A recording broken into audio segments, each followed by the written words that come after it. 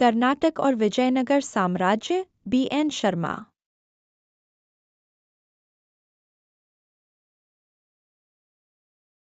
कर्नाटक और विजयनगर साम्राज्य पर आधारित B.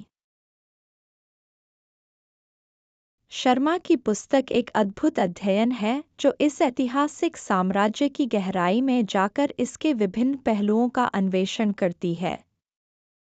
इस पुस्तक में 14वीं से 17वीं शताब्दी के बीच दक्षिण भारत में उभरते हुए विजयनगर साम्राज्य की समृद्धि, शक्ति, संस्कृति और प्रशासनिक व्यवस्था का विश्लेषण किया गया है। यह पुस्तक न केवल इतिहासकारों और छात्रों के लिए उपयोगी है, बल्कि उन सभी के लिए भी है जो भारतीय इतिहास और संस्कृति में रुचि रखते हैं। विजयनगर साम्राज्य का उदय और विकास।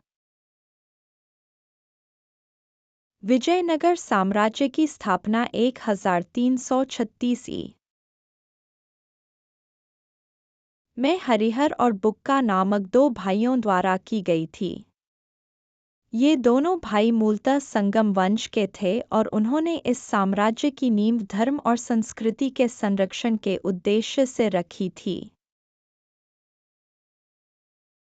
इस साम्राज्य का मुख्यालय वर्तमान कर्नाटक के हम्पी में था, जो तत्कालीन समय में एक महत्वपूर्ण व्यापारिक और सांस्कृतिक केंद्र था।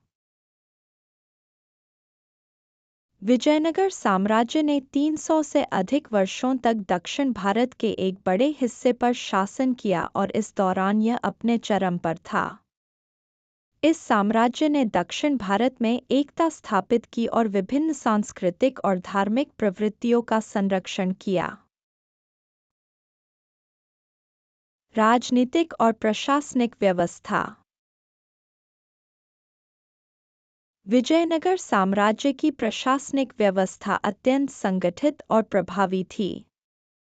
इस साम्राज्य का मुख्य शासक राजा था, जिसे विभिन्न मंत्रियों और अधिकारियों का समर्थन प्राप्त था। साम्राज्य को विभिन्न प्रदेशों में विभाजित किया गया था, जिनका प्रबंधन क्षेत्रीय गवर्नरों द्वारा किया जाता था। यह व्यवस्था साम्राज्य की स्थिरता और विकास में सहायक साबित हुई। विजयनगर के शासक कला, संस्कृति और धर्म के संरक्षक थे, जिन्होंने हिंदू धर्म की रक्षा और प्रचार में महत्वपूर्ण भूमिका निभाई। सांस्कृतिक और धार्मिक योगदान। विजयनगर साम्राज्य की संस्कृति अत्यंत समृद्ध और विविधतापूर्ण थी। इसने दक्षिण भारत की कला, वास्तुकला और साहित्य को बहुत प्रभावित किया। हम्पी में स्थित प्रसिद्ध विरूपाक्ष मंदिर और विट्ठल मंदिर इस साम्राज्य की वास्तुशिल्पीय उत्कृष्टता के प्रतीक हैं। इन मंदिरों में जटिल नक्काशी और भव्य संरचनाएं देखी जा सकती हैं, जो इस युग की सांस्कृतिक समृद्धि को दर्शाती हैं। विजयनगर साम्राज्य के दौरान भक्ति आंदोलन को भी प्रोत्साहन मिला, जिसके परिणामस्वरूप संतों और कवियों ने भक्ति साहित्य का सृजन किया। इसने भारतीय समाज में धार्मिक सहिष्णुता और सामाजिक सुधारों को बढ़ावा दिया। आर्थिक समृद्धि। विजयनगर साम्राज्य की अर्थव्यवस्था अत्यंत समृद्ध और विकसित थी।